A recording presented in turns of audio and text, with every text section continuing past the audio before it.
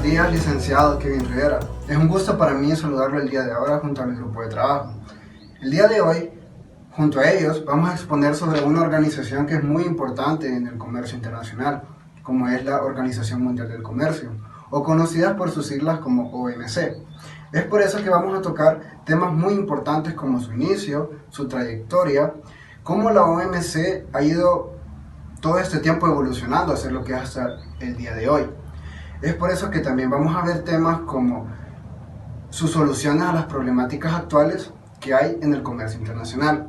Pero para empezar tenemos que retomarnos al pasado, cuando esta organización empezó. Y realmente hay que hablar sobre el GATT. ¿Pero qué es el GATT?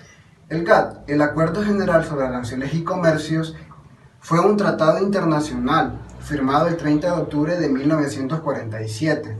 Pero, ¿cuál es su historia? Will Clayton, el principal negociador de Estados Unidos, junto a Richard Stanford, principal negociador del Reino Unido, tuvieron una serie de charlas para poder hacer un sistema multilateral de comercio. Sin embargo, fue un poco complicado al principio que estas dos personas se pusieran de acuerdo. Es por eso que se atrasó un poco su firma. Fue hasta el año de 1947, concretamente el 30 de octubre, que 23 países firmaron el Acuerdo General sobre Aranceles y Comercios, GATT. Pero, ¿cuánto tiempo duró el GATT? El GATT estuvo activo un promedio de 47 años, concretamente desde el año 1948 hasta el año de 1994, donde el GATT fue el principal acuerdo que regía las reglas comerciales del comercio internacional. Es por eso que en 1980 el GATT necesitaba una reorganización, ya que no poseía personas que administraran directamente las reglas. Es por eso que el GATT se originó principalmente en Ginebra, Suiza. Sin embargo, este se trasladó a diferentes continentes en famosas rondas, las cuales las más importantes que se podrían mencionar son la ronda de Marrakech, la ronda de Uruguay y la ronda de Tokio. Continuando con la reorganización del GATT, en 1980, como ya mencioné, se necesitaba una reorganización y esto condujo a la ronda de Uruguay en 1994. Es por esto que, después de hacer la ronda de Uruguay, fue el inicio para crear la OMC, lo que es hoy en día la Organización Mundial del Comercio. La Organización Mundial del Comercio representó una de las reformas comerciales más grandes de todos los tiempos desde la Segunda Guerra Mundial. Y existen ciertas diferencias entre ellos, que es importante poder explicarlas. Una de las principales diferencias entre el GATT y la OMC se podría decir que el GATT es un conjunto de reglas para las naciones. Sin embargo, la OMC es un organismo internacional, que es el que rige las reglas del comercio. Otras diferencias que se dieron después de esto fueron las siguientes. Mayor número de miembros. La OMC cuenta con muchos miembros hoy en día, para ser concretos con 164 miembros. Otra de las diferencias es el ámbito de aplicación de las reglas de comercio y los acuerdos multilaterales que se crearon. Esas serían las diferencias principales.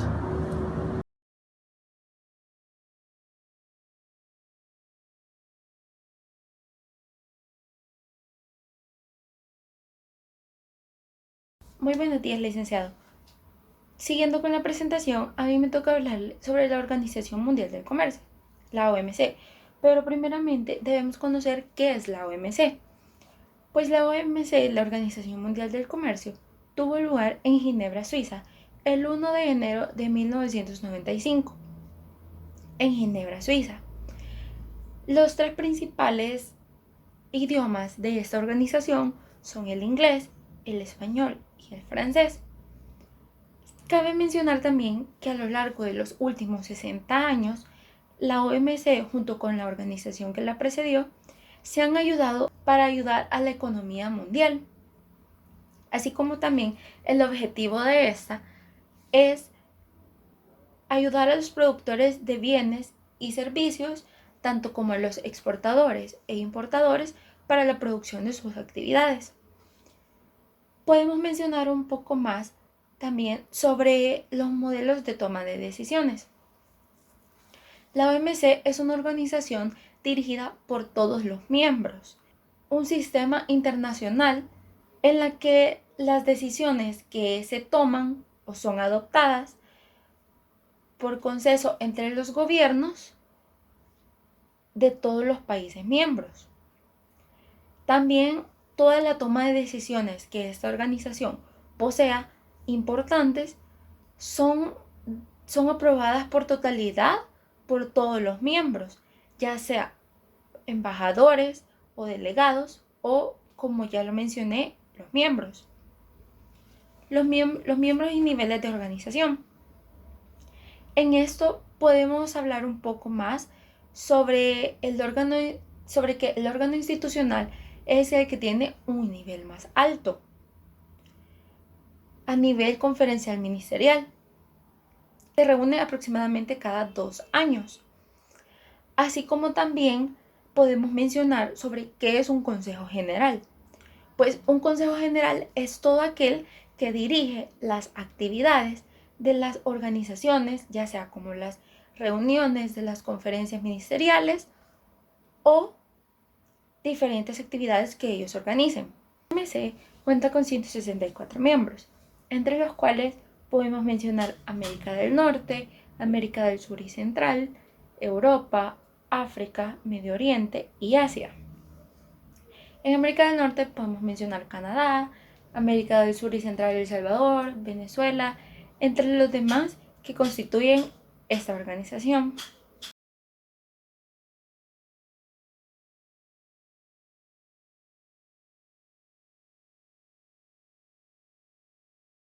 Bueno, ahora les hablaré acerca del director general. Les comentaré un poco acerca de Roberto Acevedo, que fue el sexto director general de la OMC, que tomó el mandato el 1 de septiembre del 2013 por el lapso de 4 años. Luego, en una reunión que se celebró por todo el comité de la OMC, llegaron al acuerdo de renovar el mandato de Roberto Acevedo como director general por 4 años más, y esto se realizó el 1 de septiembre del 2017. Ahora les hablaré acerca de la Secretaría de la OMC, que la Secretaría de la OMC es el organismo interno que ofrece ayuda técnica a los países en desarrollo. También facilita la información a los medios de comunicación, y también ellos crean las conferencias ministeriales. Hoy les comentaré un poco acerca de las actividades que se llevan a cabo en la OMC, que como número 1 tenemos la negociación de la reducción o eliminación de los obstáculos al comercio. Esto quiere decir que la OMC ayuda al comercio entre los países, ya sea con normas o reglas para que ellas las pongan en práctica y el comercio sea más eficaz.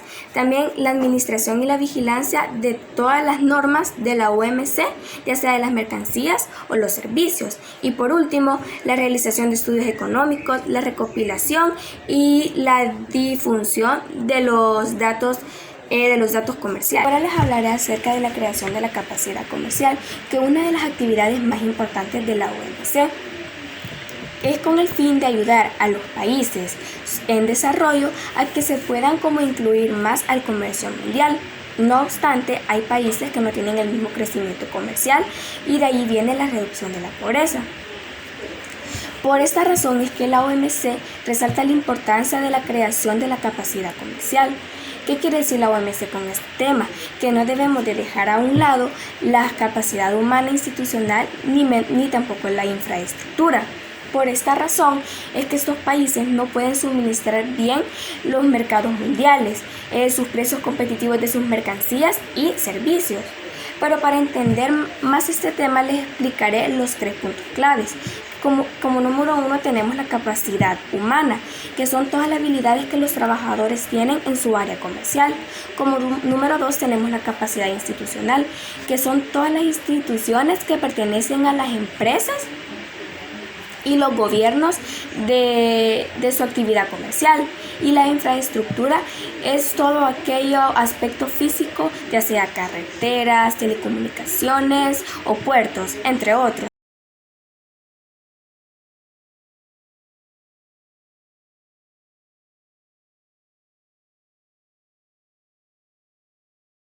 Para continuar, Dentro del marco de la creación de capacidad comercial, es importante reconocer uno de sus programas más importantes, el cual es el programa DOA para el desarrollo. Este programa fue celebrado en la ronda DOA en Qatar en noviembre de 2001. Y este programa es el cual presenta las acciones y actividades que se deben hacer en pro de la ayuda comercial y los intereses de los países menos desarrollados. Esto pone en perspectiva y como prioridad estos puntos en la OMC. Debido a esto también se han dado iniciativas como la iniciativa de ayuda al comercio, la cual tiene los mismos fines que el programa DOA. Este programa tiene dos principios fundamentales, el cual es el todo único, el que dice que nada está acordado hasta que todo está acordado. Y a lo que se refiere es que los países no pueden acordar o no pueden aprobar iniciativas sin que todos estén de acuerdo. Es decir, no pueden simplemente un país decir que sí y los otros que no, sino que tiene que ser un acuerdo por unidad. El segundo es el de trato diferenciado, el cual se refiere a que deben hacer conciencia y tratar con beneficios o pruebas o programas especiales a los países con menor desarrollo. Ahora, les hablaré un poco sobre lo que son los acuerdos de la OMC. Existen demasiados acuerdos como para abarcarlos todos, pero existe un acuerdo principal que es el base, que es el acuerdo de Marrakech. Ese acuerdo fue actualizado aproximadamente entre 1986 y 1994 en la ronda de Uruguay, y es el que tiene todos los demás anexos y todas las subcategorías de todos los anexos que se pueden ver en los que se basa la OMC. Existen categorías dentro de este acuerdo, las cuales son mercancías, servicios, propiedad intelectual, solución de diferencias y vigilancia de comercio. A lo largo de esta presentación, como grupo nos enfocaremos un poco más en las mercancías, en el área de mercancías y en los anexos, es decir, los acuerdos que estos conllevan. ¿Por qué? Porque para nosotros resulta de mayor importancia el saber sobre las mercancías, ya que en la materia de legislación aduanal hemos entendido y hemos comprendido muchos de los tratados y aspectos técnicos de estos productos. Entonces nos resulta de mayor importancia e interés saber un poco más sobre ellos y las leyes y acuerdos que esta organización mundial tiene sobre estas mercancías.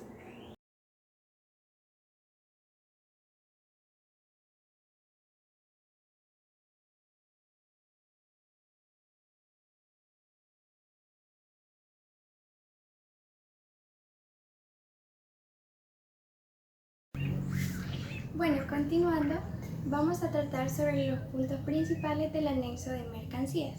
Como ya se explicó anteriormente, la OMC tiene acuerdos y los acuerdos se dividen en ciertas categorías, ya sea mercancías, servicios, etc. Pero, como ya se explicó también, nos vamos a enfocar un poco más en las mercancías porque consideramos que es lo que más se apega al contenido de la materia y porque quizás es el más extenso y un poco el más complejo. Entonces vamos a tratar 6 acuerdos. El primer acuerdo es el de el acceso a los mercados de las mercancías. Este acuerdo básicamente consiste en que todos los miembros de la OMC establecen una lista de tarifas de aranceles que son las que van a aplicar a los demás países al momento de que estos quieran introducir mercancías a su país. Entonces, recordemos que la OMC se basa en ciertos principios. Uno de los principios esenciales es el de la nación más favorecida, que quiere decir básicamente que si un país recibe un beneficio, todos los demás países tienen que recibir ese mismo beneficio, lo cual aplica para este acuerdo porque la tarifa ya establecida tiene que aplicar para todos los países. Claramente existen algunas excepciones, como por ejemplo cuando existe una unión aduanera, ya que recordemos que una unión aduanera y una zona de libre comercio implica que cuando por ejemplo, el Tratado de Integración Centroamericana que nosotros tenemos, ¿verdad? Esto significa que si el producto, por ejemplo, nacional que yo exporte a Costa Rica, pues no me va a cobrar ningún arancel, ¿verdad? Porque nosotros tenemos una unión aduanera. Entonces, claramente ahí no entraría lo de la lista de las tarifas, ¿verdad? Y existen otras excepciones, como que, por ejemplo, hay ciertos países desarrollados, por ejemplo, como Estados Unidos, que son países pues muy desarrollados que a veces nos dan un trato especial a los países menos adelantados como nosotros, dándonos a veces tarifas inferiores, lo cual está totalmente bien, porque siempre y cuando la tarifa no sea superior, no hay ningún problema. Luego tenemos otro acuerdo que es el de la norma de origen. Este acuerdo básicamente consiste en saber dónde fue fabricado un producto. Bueno, la OMS menciona que a veces es un poco complicado el determinar esto debido a la globalización y otros factores, pero a veces sí puede ser necesario, ya que hay dos tipos. Está la norma de origen no preferencial y la preferencial. La no preferencial, pues como su nombre lo indica, básicamente consiste en que el hecho de yo aplicar esta norma pues no me beneficia en nada. Para lo único que me puede servir tal vez es para la etiqueta, que a veces los productos tienen una etiqueta de hecho en China, por ejemplo. Para eso nada más. Pero luego están los tipos de norma de origen preferencial, que pues como su nombre lo indica, ahí sí me va a dar un beneficio el hecho de aplicarla y sí me va a dar una preferencia comercial. Y aquí les vuelvo a dar el ejemplo del acuerdo regional que nosotros tenemos con Centroamérica, ¿verdad? El Tratado de Integración. ¿Por qué? Porque si se sabe que el producto fue elaborado en El Salvador, yo al exportarlo a Guatemala, por ejemplo, no voy a cobrar ningún tipo de tarifa, ¿verdad? Porque tenemos la unión aduanera, entonces ahí se me está dando una preferencia comercial, por lo que es necesario que se sepa dónde fue originario el producto, ¿verdad?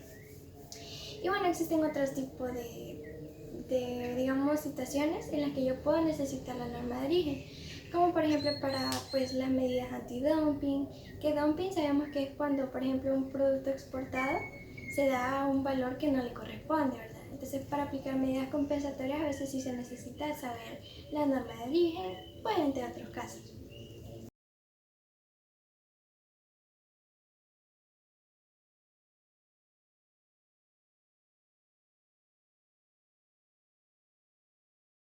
Continuando con los puntos de anexo de mercancía, en la licencia de importación consiste que hay ciertos productos que no los puedes importar, que no se pueden atraer o despachar de aduana. Por ejemplo, si yo pido un libro, simplemente voy a aduana y lo despacho, pero hay ciertos productos que son un poco más complicados y que estos productos sí necesitan licencia de importación porque pueden ser despachados sin ningún problema. Estos tipos de productos que sí necesitan licencia de importación pueden ser como el cloro, el azufre, el hidrógeno, etc. Estos tipos de productos sí necesitan licencia de importación para que puedan ser despachadas. Y hay dos tipos de licencia que están, la automática y la no automática. La automática cuando pides un producto y necesitas licencia de importación, y cuando es automática quiere decir que desde el momento que yo la pida ya me autorizan la licencia de importación. En cambio, la licencia no automática se tarda un poco más porque quiere decir que el producto ya está en aduana, pero se puede tardar entre 30 y 60 días en poder despacharlas porque los documentos ya son un poco más complicados. En los aranceles, como lo habíamos hablado anteriormente, son las listas de aranceles donde cada país establece el arancel que se le cobrará a los demás, ya que se basan en los principios de las naciones más favorecidas. Y están los tipos consolidarios y los tipos aplicados. En los tipos consolidarios son los que ya están establecidos y no se pueden mover y que no pueden cobrar más de lo que está establecido en esa lista. Y los tipos aplicados son las que aplican a El Salvador, porque tenemos una unión de aduana entre otros. Y en la valoración en aduana, cada producto al ser despachado en aduana se necesita saber su valor. Y hay tres tipos, está el específico, el ad valorem y el tercero que es la combinación de ambos. En el específico consiste que no necesitas saber el valor de la mercancía, y en el ad valorem, que significa según el valor, es el método de transacción al saber el valor real que aparece en la factura. Y es el método principal que se usa cuando te van a ver la mercancía según ad valorem. Y este método principal se usa y hay 6 métodos, y si por alguna razón el primero no se puede, se basa al segundo método, que es la transacción de mercancía idénticas. Y si no se puede aplicar el segundo, se basan al tercer método y así sucesivamente.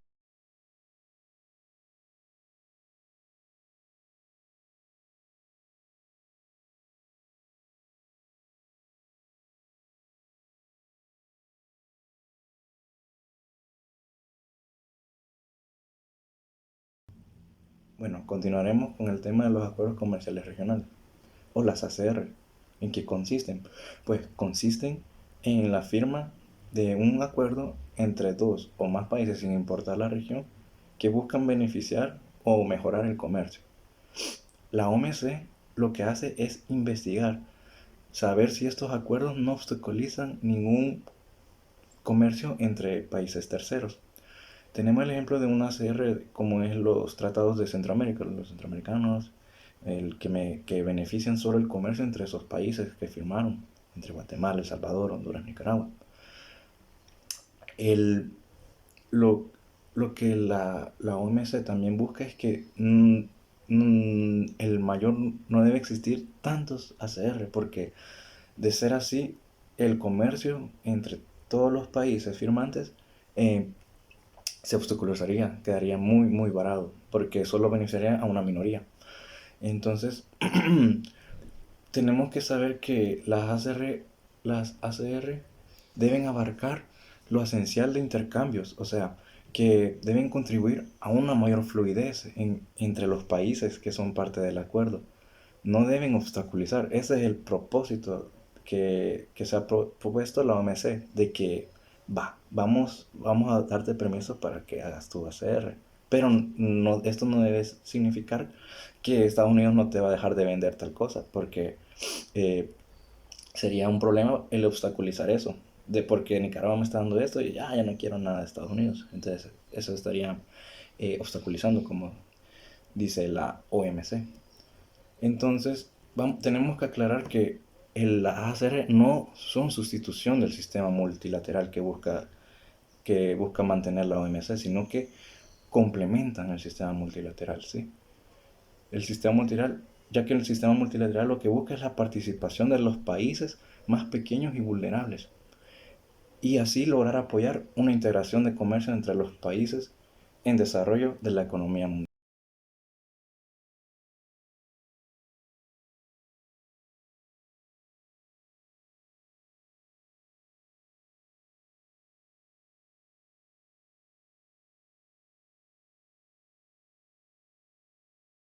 Yo les voy a hablar sobre otro artículo importante, como lo es la AFC. Bien, esto significa Acuerdo de Facilitación de Comercio. Este acuerdo demuestra mucha disposición, como para que todo sea mucho más rápido, para el movimiento y despacho de las mercancías. Además, también demuestra cooperación mucho más efectiva entre autoridades aduaneras y cualquier otra autoridad, siempre y cuando tengan que ver con exportación o importación. Un ejemplo sería, para entenderlo mucho mejor, que un empresario de Taiwán quiera exportar pues, para aquí, para el país. Entonces, como deber del miembro de la OMC, El Salvador debe agilizar todo procedimiento para la entrada del arroz procedente de Taiwán. También habla algo sobre la asistencia técnica. Bien, la OMC pone a disposición todas sus herramientas para facilitar el comercio, para el exportador como para el importador o a cualquier productor de algún servicio o mercancías. Ahora les voy a hablar sobre el comercio electrónico. Bien, el comercio electrónico, la OMC no brinda más que un programa de trabajo sobre el comercio electrónico. Esto se estableció en el año 1998. Todo esto tiene como una base, como por ejemplo, no deben poner derechos aduaneros en toda la transmisión electrónica, entre otras. En sí, esto solo se basa en un programa de trabajo. Para entenderlo de una mejor manera, un ejemplo sería: el comercio electrónico tiene como prioridad el facilitar las entradas de mercancías al país. Es decir, el comercio electrónico debe existir para mejorar el comercio y que las redes de comercio se expandan. Esto ha sido todo de mi parte. Gracias.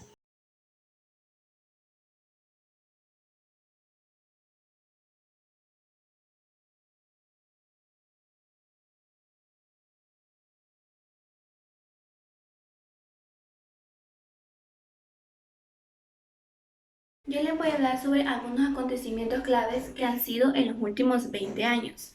Y comenzamos en el año 1994, que fue cuando se estableció el Acuerdo de Marrakech por el que se estableció la OMC. En el año 1995 fue el 1 de enero que nació la OMC. La OMC es la única organización internacional que puede ayudar a los productores de bienes y servicios como de igual forma a los exportadores e importadores para que ellos puedan hacer todas sus actividades. En el año 2009 fue cuando la OMC abrió las puertas para el público. Le dio la oportunidad al público para que pudieran visitar la sede, para que ellos pudieran aprender más sobre la labor de la organización. El Día de las Puertas Abiertas más recientes se celebró el 16 de junio del 2019. En el año 2015 fue la 10ª conferencia ministerial de la OMC. Se celebró en Nairobi del 15 al 19 de diciembre del 2019. Se tomaron decisiones ministeriales sobre agricultura, sobre algodón y sobre algunas cosas relacionadas con los países menos desarrollados. Ahora les hablaré sobre una de las noticias más recientes que han sucedido, y esa trata sobre la contribución de la política de la salud pública, que eso es un medio como para poder ayudar al desarrollo y a la difusión sobre las tecnologías sanitarias, porque podemos decir que es una de las claves fundamentales para poder combatir la pandemia de COVID-19. Y esa contribución es y será un elemento fundamental para el comercio y la salud pública de este año.